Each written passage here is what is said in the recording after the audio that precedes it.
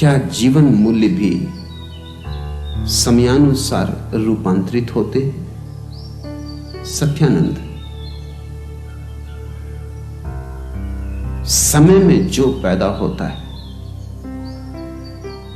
वह अनिवार्य रूप से रूपांतरित होता है।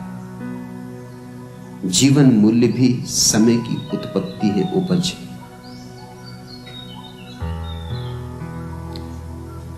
वैदिक ऋषियों के समय में जो सही था आज सही नहीं। आज जो सही है शायद कल सही नहीं होगा। रोज जागरूकता से देखते रहना जरूरी है कि समय की धारा जब बदले तो हम भी बदले, लेकिन हम कल में जीते और अस्तित्व सदा आज है। हम होते हैं कल में, बीते कल में, और अस्तित्व है आज। हमारा तालमेल टूट जाता है, इससे महादुख पैदा होता है, इससे नरक निर्मित हो जाता है, क्योंकि हम हमेशा चूकते चले जाते हैं। वर्तमान से संबंध ना हो पाए तो परमात्मा से भी संबंध हो नहीं सकता, क्योंकि वर्तमान परमात्मा है और हम रहते हैं अतीत में। हमारी धारणाएं अतीत की वो कितनी ही मूढ़तापूर्ण हो जाएं, मगर हम उन्हें दोहराए जाते, हम पीटे चले जाते। हम कहते हमारे बाप दादों के समय से चलिए। कभी उनकी अर्थवत्ता रही होगी, जरूर रही होगी। वे पैदा इसलिए हुई कि समय की मांग रही होगी, लेकिन अब उनका कोई मूल्य नहीं। जैसे वैदिक ऋषि आशीर्वाद देते थे नव दंपतियों को कि तुम्हारे बहुत बच्चे हों। आज अगर कोई ये आशीर्वाद देगा तो गलत होगा। आज तो आशीर्वाद होना चाहिए तुम्हारे बच्चे बिल्कुल ना हो।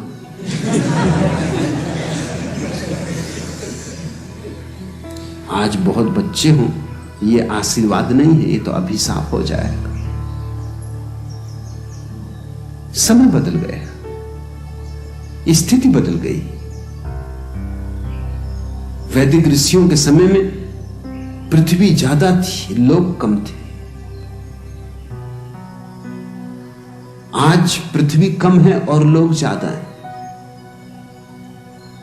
लोगों से दबी जा रही है पृथ्वी, मिटी जा रही है पृथ्वी। तो वही जीवन मूल्य नहीं रह सकते। मुझसे लोग पूछते हैं कि संतति नियमन का उपयोग करना, तो जो आत्माएं रुक जाएंगी, पैदा ना हो पाएंगी, उनका क्या होगा?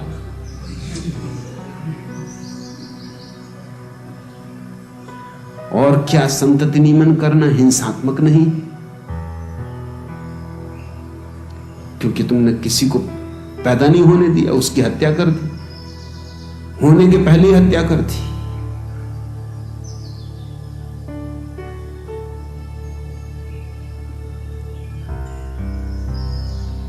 जो आत्मा पैदा नहीं हुई वो कोई और द्वार दरवाजा खटखटाएगी, कोई तुम्हारी द्वार दरवाजा है, कोई तुम एक ने ही ठेका ले रखा है। तुम जैसे मूड बहुत है।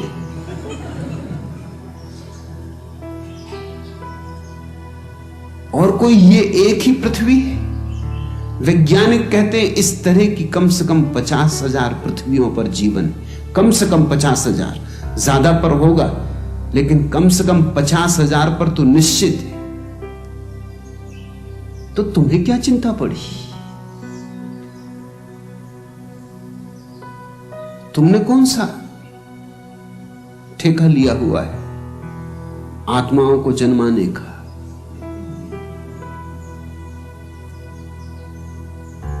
जो चलाता है इस विश्व को, चलाएगा उनको भी, उसकी जिम्मेवारी, उसकी समस्या वो समझे।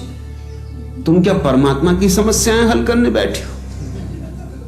तुम अपनी सुलझा लो, उतनी बहुत।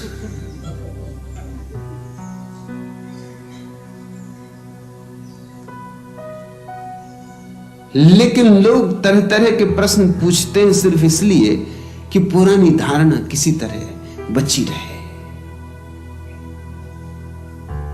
किसी तरह हम पुराने से चिपके रहे। और सब बदल गया है।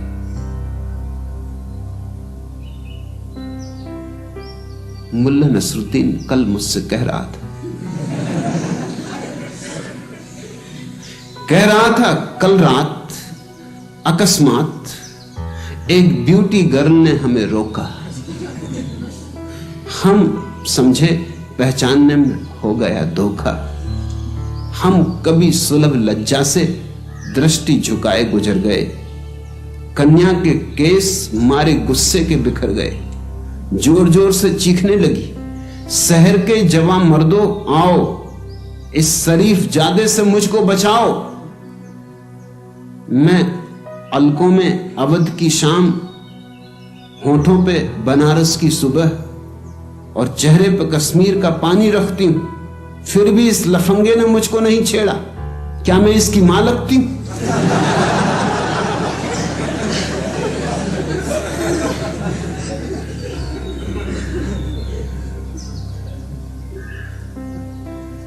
जीवन रोज बदला जाता है। पुराने मूल्य बह जाते पानी, नए मूल्य आ जाते। पुरानी धारणाएं टूट जाती, नई धारणाएं आ जाती। सोच में पड़े हैं सेठ किशोरी रमन, क्योंकि डाकुओं ने उनकी पत्नी का कर लिया अपहरण।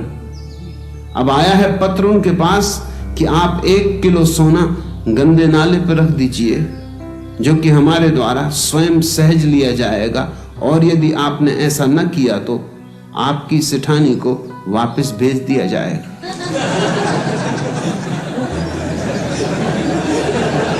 वो दिन गए जबकि डाकू कहते थे कि अगर रुपया ना भेजा तो हम पत्नी को छोड़ेंगे नहीं। वो दिन गए। अब तो वो कहते हैं पत्नी को घर वापस भेज देंगे सकुशल। तुम पूछते हो सत्यानंद, क्या जीवन मूल्य भी समयानुसार रूपांतरित होते हैं? निश्चित ही सभी चीजें बदलती, बदलनी ही चाहिए। बदलना ही जीवन का क्रम, और बदलना शुभ भी है। बदलती है इसलिए तो जीवन नया रहता है, ताजा रहता है, प्रफुल्लित रहता है। इस देश में नहीं बदलती, यही हमारी अड़चन है। इस देश में सब सड़ गया है, सब गंदा हो गया है। इस देश में आज तो है ही नहीं, बस कल ही कल। रामराज हो चुका, स्वर्ण युग हो चुका, सतयुग हो चुका, सब हो चुका। अब हम यहां क्या कर रहे हैं? कोई ये पूछते नहीं कि अब तुम क्या कर रहे हो। जब सब हो ही चुका तब तुम भी हो चुको। अब तुम क्यों नाहक कष्ट उठा रहे हो? अब कुछ होने को तो बचा नहीं। अब तो कलयुग ही कलयुग है, दुर्दिन ही दुर्दिन। अब तो दुख ही दुख है। अब सार क्या है जीने में? महावीर ने कहा था अपने मुनियों को कि नंगे पैर चलना। कहने का कारण था क्योंकि उस समय जूते बनते थे वो सिर्फ चमड़े के बनते थे, और चमड़ा तो हिंसा होगी, पशु मारे जाएंगे। तो ठीक था, अपने जूतों के लिए पशुओं को क्या मारना। फिर दूसरे कोई कोलतार के और सीमेंट के रास्ते तो थे नहीं, खुली मिट्टी थी, मिट्टी के ही रास्ते थे। मिट्टी पे चलने में कोई अस्वास्थ्य नहीं, मिट्टी पे चलने में तो स्वास्थ्य है। हम भी तो मिट्टी के बने हैं। मिट्टी मिट्टी से मिलती है तो जीवन पाती। तो अगर तुम कभी नंगे पैर थोड़ी देर मिट्टी पर रोज चलो तो लाभपूर्ण है, स्वास्थ्यप्रद है। हर्जा नहीं है जरा भी। मगर अभी जैन मुनि अभी भी चले जा रहा है कोलतार की सड़क पर, सीमेंट रोड पर। सोचते ही नहीं कि महावीर को क्या विचारों को पता है कि सड़कें ऐसी भी होंगी। कोलतार की जलती हुई सड़क, गर्मी के दिन, पैर में फफोले पड़े जा रहे हैं, मगर वो चला जा रहा है। और अब तो जूते कपड़े की भी बनते हैं, कैनवास के भी बनते हैं, रबर के भी बनते हैं। अब कोई चमड़े पे रुके हैं हम।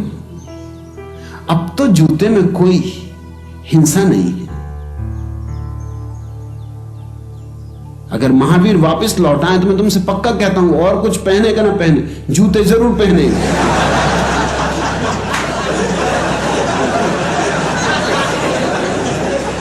एक दिन एक आदमी ने और उसकी पत्नी ने मुल्ला नसरुद्दीन के द्वार पर दस्तक दी।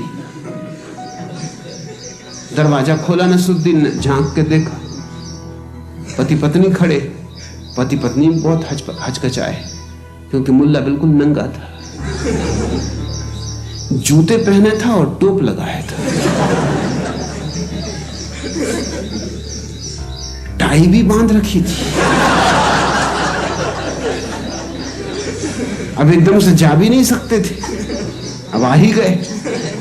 और मुल्ला भी नहीं कह सकता कि जाओ, पुराने परिचित थे, कहा आइए आइए विराजी, बड़े सौभाग्य। पति आगे घुसा, पत्नी छिपी छिपी पीछे। पति तो इधर उधर देखने लगा, क्या कहे क्या ना कहे। कुछ सोच के भी आया था जिस काम से, वो भी एकदम भूल गया।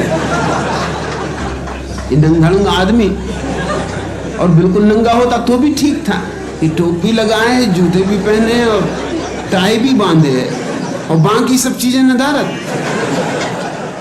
असली चीजें नदारत। मगर पत्नी से न रहा गया। पत्नी ने कहा कि मुल्ला जी,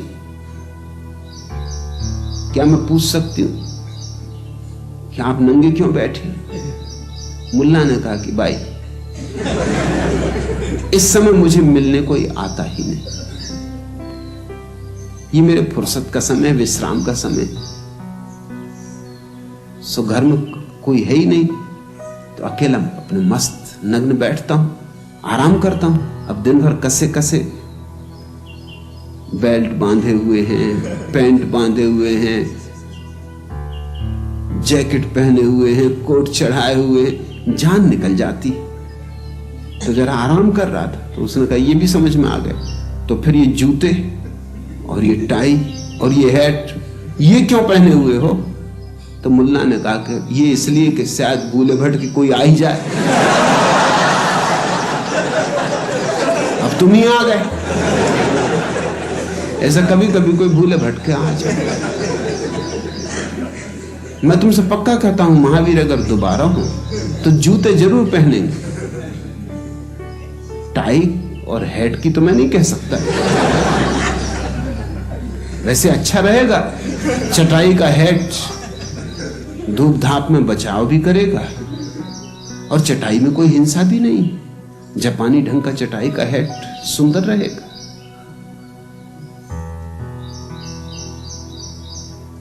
लेकिन जैन मुनि लकीर का फकीर है, वो कैसे पहन सकता है? पैर में फफोले पड़ जाते हैं जैन साध्वियों के, साधुओं के, कपड़े बांध लेते हैं उन पर। मेरे पास एक दफा जैन साध्वियां मिलने आई, उनके पैर में फफोले, घाव, उन पर वो कपड़े बांधे हुए। कपड़े भी उन्होंने इस तरह से बांधे हुए कि करीब करीब जूते का काम दे रहे हैं। मैंने कहा ये मतलब क्या है? फिर जूते में क्या हर्जा है? इतना चिंदियां बांधी हैं कि वो करीब करीब जूते का काम ले रही हैं उन चिंदियों से। इतनी गंदी चिंदियां ढोने की बजाय कपड़े के जूते में क्या हर्ज? उन्होंने कहा आप कहते हैं तो हम भी समझते, मगर शास्त्र में नहीं लिखा है। तो मैंने कहा शास्त्र में लिख लो। शास्त्र का कोई, शास्त्र क्या रोक सकता है? मेरे पास ले आओ, मैं लिख देता हूं। शास्त्र की क्या हैसियत है जो रोके किसी को? अरे शास्त्र अपना है कि हम शास्त्र के? समय बदलेगा तो सभी मूल्य बदलेंगे और वही जाति जीवित होती है जो समय के साथ बदल जाती है, वही व्यक्ति जीवित होते हैं जो समय के साथ बदल जाते हैं। यह देश मुर्दा है, कब्रिस्तान है, एक मरघट, बड़ा मरघट जिसमें महात्मा धूनी रमाए बैठे, बस धूनी रमाने का काम और कुछ काम बचा नहीं, सब काम पहले हो चुका। अब तो निष्काम भाव से मरघट में बैठो, धुनी रमाओ, राम राम जपो। कुछ बचा नहीं जैसे हमारे हाथ में करने को। सारी पृथ्वी कितने महत् कार्यों में संलग्न है। शायद इतने महत् कार्य कभी नहीं हुए थे जितने महत् कार्य आज हो रहे हैं, क्योंकि इतना विज्ञान न था, इतनी टेक्नोलॉजी न थी, इतने हमारे हाथ में साधन न थे, इतनी समझ न थी। आज सब साधन है, सब समझ है। आज हम इस पृथ्वी को स्वर्ग बना सकते, मगर ये पुराने मूल्य और पुरानी धारणाएं हमें नरक से बांधे हुए हैं।